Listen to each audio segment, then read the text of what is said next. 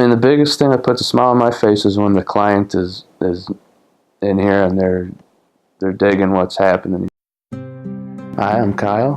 Got my first guitar from my dad as a Christmas present, and it was a cheap acoustic guitar. And he quickly saw that I was, progressing, and so he went and brought me to the store, and we got a Gibson Flying V.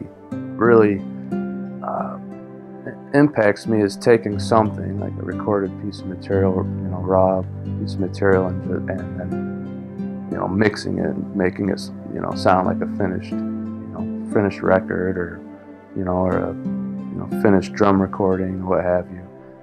And that almost made me fall in love with it more than playing guitar and playing in a band. Was just that whole starting from nothing and ending with this really beautiful piece of music.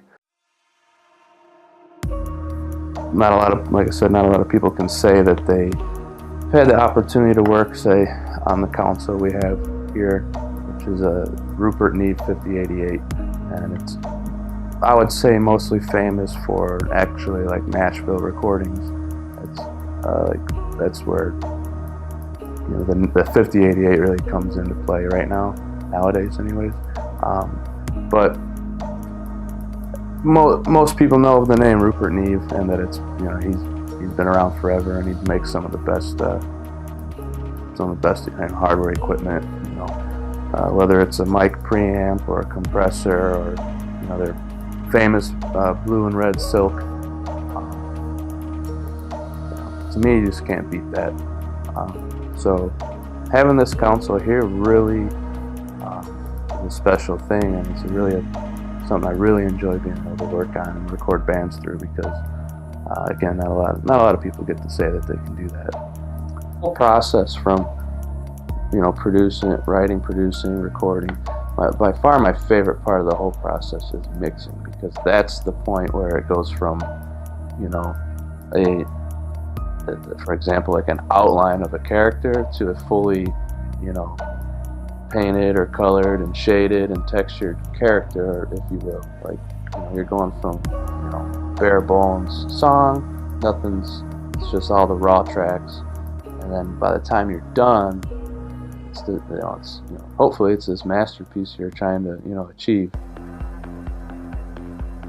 So my biggest inspirations are other mixing engineers, for sure. Nick Sampson, Taylor Larson, Nolly Getgood. Those are some of my for the rock genres and stuff like that. And for hip hop, I really like Timberland, as like a producer and stuff. And even go back to Dr. Dre. He did some cool stuff. But what I do like to do with bands, when they first contact me and show interest in recording, I want to get to know them. I always want to schedule a call with them. I want to find out, maybe have them link me to some music.